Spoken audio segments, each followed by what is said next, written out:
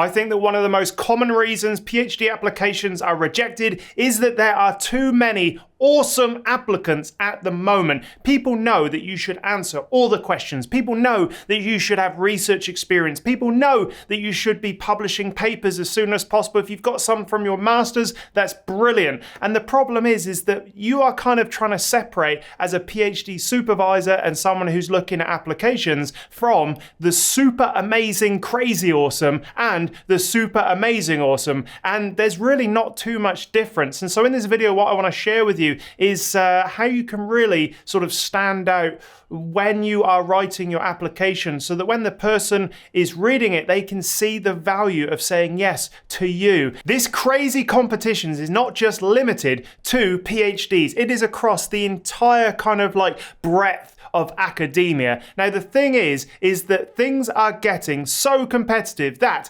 even tenured professors right now couldn't get their own job based on the types of applications that are being submitted for tenured positions. I have heard academics in one of my jobs say, I would never get my job if I was applying for it today. And that is unfortunately the level of competition that academia finds itself in at the moment. So really, it's about making sure that you hit the key sort of like components perfectly, and that you really make sure that the applicants see your value. And we'll talk about how to do that right now in this video, and the other reasons why PhD applications get rejected. Another reason your PhD application is rejected is because it is not obvious as to the value that you are going to provide to that researcher, that department, that group, whoever you are applying to. Now, the thing about this is that this is kind of like the kind of gray zone of PhD applications. This is where it becomes incredibly subjective, because remember, we are separating out the super crazy awesome from just the super awesome. And so each individual kind of examiner is going to have their own lens through which they consider something crazy awesome. And it's about really understanding what you're applying for and the value that you can bring to that sort of particular research study. So at the top of your PhD application, I would be making sure that you sort of like personalize the application so that they understand, you know, what you are bringing. Whether or not it's particular skill sets, put that to the top. If it's a particular sort of like research experience, put that at the top. Is it that you've got loads of papers? Put that at the top. Is it that you've got sort of connections to really well-known universities or academics or, you know, particular experts in the field that they would also want access to? Put that at the top. Your supervisor's recommendation goes a long way as well, your current sort of like master's sort of like supervisor. And it's all really about understanding what is valuable to universities and research groups. Remember that universities want money and papers. PhD supervisors want papers and maybe not money at this stage, but they want you to be as productive as possible in the lab. If they can see that that is what you are going to provide to them by having a past sort of like experience in writing papers, of having submitted papers, having helped out on writing particular areas of papers, or you've got your names on papers, which is becoming more and more common. In my day, you weren't expected to have a peer-reviewed paper in the literature when you were applying for your PhD. In fact, even throughout your PhD, it was like, well, if you get a publication, that's great. And then through the course of my PhD, it just went crazy. It was like, oh, people are graduating with like 10 papers, 5 papers, 10 sort of like, you know, high Q1 papers, which is like, you know, in the top sort of like quarter of academic journals in a field. And so it is just absolutely crazy at the moment. And so making sure that your value is obvious right at the top is one of the really great ways of ensuring that they understand why you are the perfect candidate for that particular project.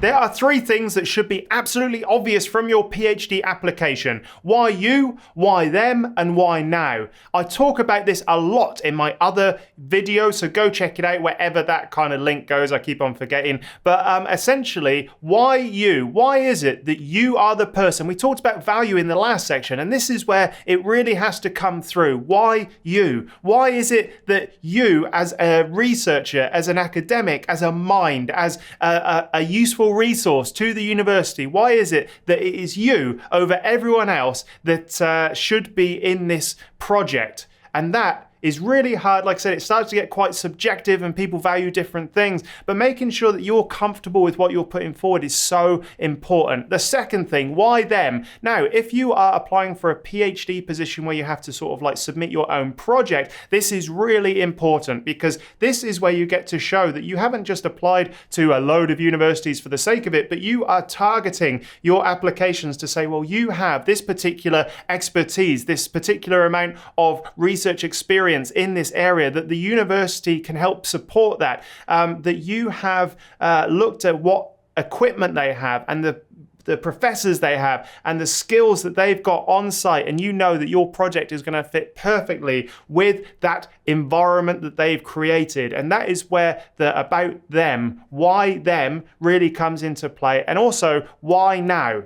Why is it that you are applying right now? Is it that the field that you are proposing to go into is a hot topic? Is it that you have identified that this will be a really sort of like a hot research area in a couple years' time? Is it that you've noticed that all in the science communication around this area that it's wrong, or that it's growing, or that there's just sort of like a higher influx of different news articles on this particular subject at the moment? All of that essentially just says to the PhD applicant reviewers that you understand why now. Why is it that right now they should accept you in their position? And that is essentially the three things that you should be able to get from a PhD application right away. So make sure they are completely obvious. And the great thing is I've even had emails from people saying that they followed my why you, why them, why now sort of scaffold, and they've got into different PhD positions, which is just amazing. So that one really works. Another reason why your application may be rejected is because they can smell the generic answers. Now, we all like to cut corners. We all like to make our lives a little bit easier, particularly if you're applying to multiple PhD position applications, or you're sort of like writing off to a load of different schools. The problem is when you copy and paste, it loses a little bit of power. And so what you can do is copy and paste, but then you must go through and you must personalize each and everything that can be personalized to the application you are putting forward for that particular PhD position. Unfortunately, the academics that will look over this have sort of like refined their bullshit and lie kind of sixth sense to the point where they know exactly when something is just generic. So the moral of the story is make sure that each and every application is targeted towards the university, towards the project, towards the supervisor. Everything that can be personalized and made more targeted should be, because the last thing we want is like a lukewarm application. It needs to be simmering.